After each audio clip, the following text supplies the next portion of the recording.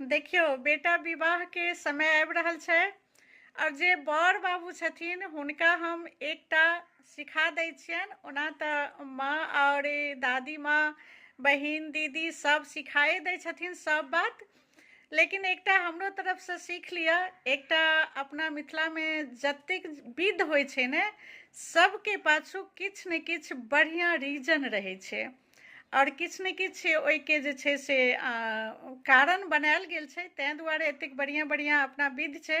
जतेक विध व्यवहार अपना मिथिलामे होइ छै विवाह दानमे, एतेक विध व्यवहार कतहु नहि हम देखलियै हन। और अपना मिथिलाके विधमे सबटाके कारण छै, रीजन छै। तऽ ओहिमे सँ एकटा छै जे अहाँके सब कहता नहि खाइ लए, ओहिके चेक कऽ कऽ फेंक दै लए।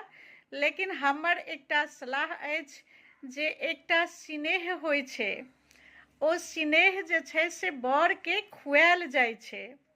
और ओ स्नेह की छियै से हम अहाँके आइ बता दै छी।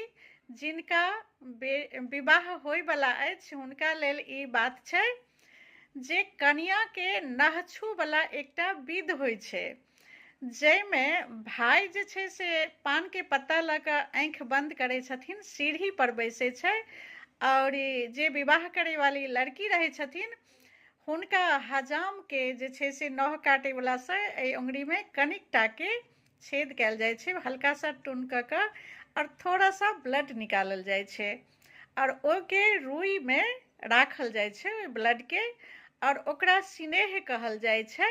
और बियाहसँ कनिक पहिने या बादमे ओ दुल्हा राजाके खुआएल जाइ छै, चाहे रसगुल्लामे दऽ कऽ या पानमे दऽ कऽ। लेकिन बहुत जगह अपना उम्हर सिखा देल जाइ छै जे अहाँ ओ नहि खायब, किया तऽ ओहिमे ब्लड रहै छै और ओ रुइमे देल रहै छै, ओ नहि खायब। लेकिन ई विध छियै लड़काके खुआबैवला विध। कहुना जे छै से लड़कीवला चाहै छै जे ई खाथिन, ई स्नेह छियै।